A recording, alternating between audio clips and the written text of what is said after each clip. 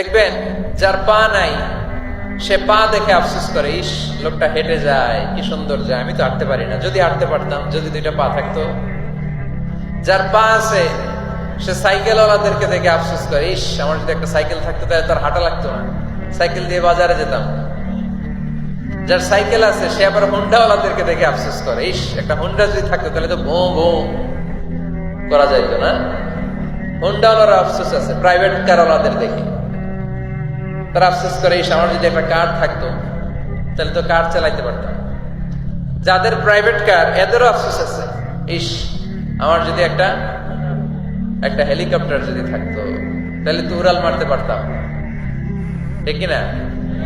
Helicopter ওয়ালাদেরও আফসোস আছে, আমার যদি একটা জেট প্লেন থাকতো, jet plane, private jet plane, ও প্রিন্স ওয়ালিদ বিন তালালের মতো 70% মেড অফ গোল্ড, তার একটা জেট প্লেন আছে, এটার 70% স্বর্ণ দিয়ে বানানো।